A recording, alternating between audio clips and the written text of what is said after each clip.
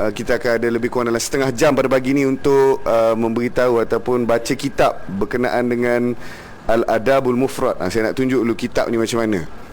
Ni contoh kitab dia. Okey, kitab Adabul Mufrad ni dia ada sampai, kalau tak silap, sampai 15 sehingga 15 ataupun 10 siri mengikut kepada negara yang membawa kitab tersebut. Macam ni adalah siri pertama, yang ni kita ambil daripada Indonesia. Dia adalah daripada Giria Ilmu. Baik, Adabul Mufrad ni apa? Jadi tuan-tuan mesti tak nak tertanya-tanya, Adabul Mufrad ini apa kaitannya dengan agama? Kalau kita tengok Adabul Mufrad, ia ditulis oleh orang-orang yang hebat-hebat. Dan Adabul Mufrad ni merupakan satu kitab yang sudah sekian lama berada dalam industri ataupun kita kata rujukan-rujukan para asatiza. Dan seperti yang mana kita tahu, dia ditulis oleh Dr. Syekh Luqman As-Salafi. Siapa Dr. Syekh Luqman As-Salafi ni? Dia adalah seorang yang berasal daripada India. Dan dia dikenali dengan beberapa kepandaian, kecerdikan dalam memberi sesuatu hukum. Jadi insyaAllah kita nak tengok sikit pada hari ni. Saya nak bagi pilihan pada anda semua yang menonton. Mana-mana yang tengah bawa kereta pun, yang tengah tengok live sekali tu, kita nak bagi anda pilih tajuk pada hari ni. Okey, kita ada tajuk yang pertama. Kita boleh cerita tentang dosa orang yang memutuskan silaturahim. Itu yang pertama. Yang kedua, macam mana nak panggil seorang anak yang kecil. Macam mana cara nak panggil seorang anak yang kecil. Dan seterusnya adalah orang laki-laki adalah pemimpin dalam keluarganya. Jadi anda boleh pilih yang mana satu yang anda berkenan. Allah, Ustaz, butang baju atas tak habis-habis pasal butang baju ni. Okey, jadi anda semua boleh pilih yang mana satu nak. Kita mulakan dengan sesi ceramah dulu,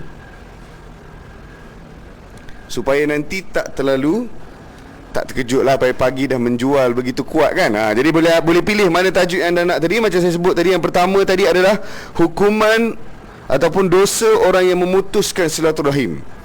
Yang pertama. Yang kedua adalah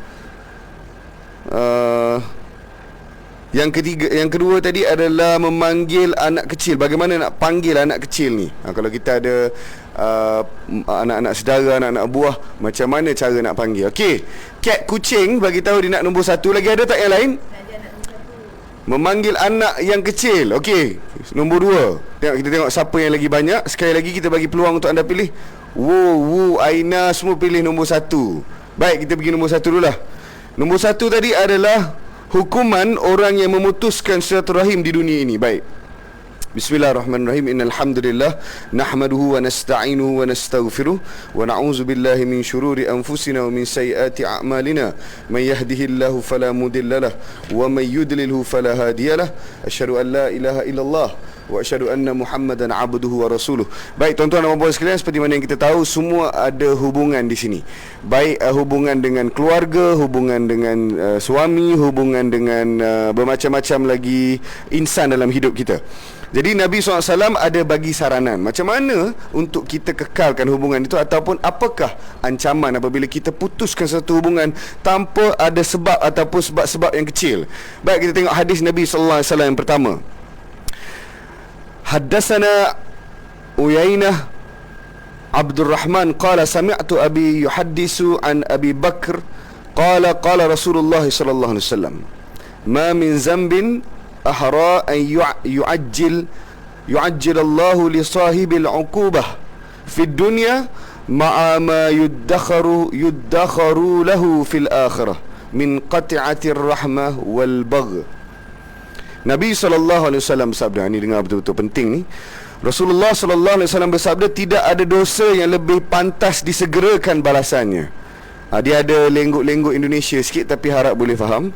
Tidak ada dosa yang lebih pantas disegerakan balasannya oleh Allah Subhanahu Wa Taala terhadap pelakunya di dunia ini.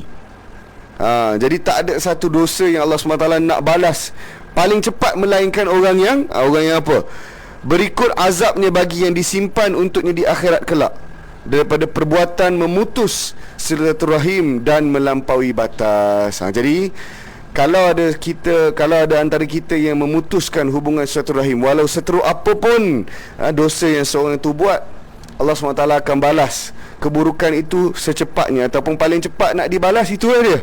Jadi kepada anda semua, jangan, kalau boleh kita jangan senang-senang nak sebut kita putus hubungan lah kat sini, ataupun kau bukan lagi saudara aku, ataupun sebagainya. Jangan kita terus menerus ke situ.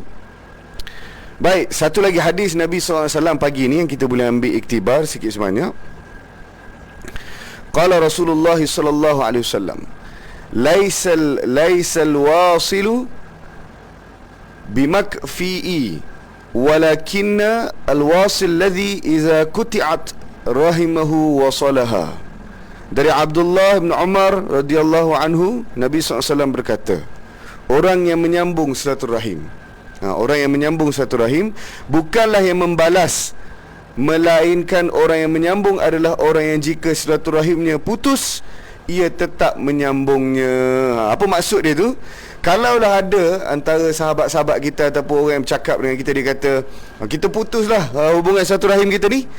Jadi Nabi SAW bagi tahu, bukanlah kita mengambil perkataan itu, bukanlah kita ambil perkataan orang sebut pada kita itu, tetapi kita sendiri, iza kuti'at rahimahu wa salaha, kita tetap menyambungnya walaupun orang menyebut ia telah putus. Kan macam mana kita nak cakap satu benda ni putus kalau pada hakikatnya ia perlu disambungkan? Contohnya kita buka satu, kita katalah contoh hari ni kita ada orang bagi tahu, encik, maaf, elektrik rumah encik ni akan di stopkan sekali dengan air dia kita stopkan. Jadi kita akan jawab, kenapa kena stop, ataupun apakah sebabnya nak stop ni. Jadi kalaulah kita lihat betul-betul, dan kalau kita faham benar apakah maksud silaturahmi di sini, tidak ada ruang pun untuk kita memutuskannya. Kalaupun orang tersebut dia putuskan hubungan dengan kita, jangan kita pernah ambil perkataan itu sebagai tunjuk ukur, ataupun jangan kita jadikan ianya sebagai salah satu ukur cara untuk kita meneruskan hubungan tersebut. Tak apalah orang cakap kita apa-apa pun, walaupun dia adik kita ke, abang kita ke, keluarga kita, ataupun sesiapa sahaja dalam hidup kita, apa pun yang mereka katakan, jangan kita mudah untuk mengikuti sekiranya ia tidak baik. Yang ada hadis Nabi yang lain, Nabi bagi tahu, innama ta'atan al ma'ruf, sesungguhnya ketaatan itu hanya kepada ma'ruf sahaja. Baik, yang terakhir sekali kita akan sambung. Yang untuk terakhir ni adalah keutamaan orang yang menyambung silaturahim kepada kerabat yang zalim. Ini macam mana pula kalau ada ahli keluarga kita yang zalim kepada kita, ataupun buat tidak baik kepada kita, apa patut kita buat? Baik, hadis ni panjang tapi kita ringkaskan. Nabi SAW bagi tahu, ada orang tanya kepada Nabi lah, ya Nabi Allah, alimni amalan yudkhiluni al-jannah. Dia kata, wahai Nabi Allah, tolonglah ajar aku satu amalan yang aku mudah untuk ke syurga, ataupun yang memasukkan aku dalam syurga. Qala Nabi SAW, Nabi bagi tahu, la in kunta aqsartal khutbah laqad aradtal mas'alata a'tikin nasammah wa fakki raqabah.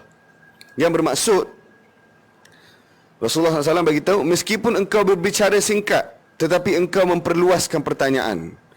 Orang Badui itu berkata, wahai Rasulullah, bukankah keduanya sama? Sama apa? Sama tak orang yang memperluaskan pernyataan dan orang yang bicara singkat? Nabi kata, tidak sama. Orang yang memanglah tak sama kan. Orang yang, sebab orang kadang-kadang Arab Badui ni adalah Arab yang tidak terpelajar lah. Jadi ditanya kepada Nabi, apakah amalan yang cepat boleh masukkan ke dalam syurga? Nabi bagi tahu, sekali lagi kita ulang, Nabi bagi tahu,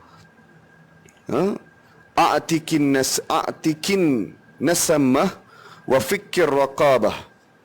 Kurangkan, perluaskan singkatkan bicara, tetapi engkau perluaskan pertanyaan. Lepas tu orang baru itu tanya lagi, bukan sama ke dua-dua tu? Nabi SAW tak sama. Nabi kata, a'tikin nasamah adalah engkau sendiri yang memerdekakan budak, sedangkan fakir raqabah adalah engkau saling membantu dalam memerdekakannya.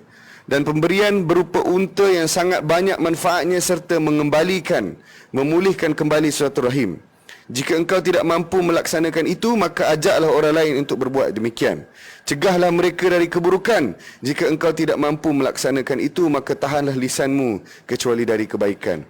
Baik, mungkin ada yang tertanya-tanya apa benda lah hadis ni Tapi maksudnya adalah yang pertama sekali, Nabi SAW bagi tahu kalau nak dapat satu pahala ataupun satu keadaan yang mudah ke syurga, pertama sekali mesti buat ataupun cubalah memerdekakan hamba. Tapi untuk zaman kita ni dah tak ada memerdekakan hamba lagi dah. Apa yang ada pada ketika ini yang kita boleh buat yang selaras ataupun yang baik dalam hadis ni adalah untuk menyambung silaturahmi ataupun menyambung silaturahim.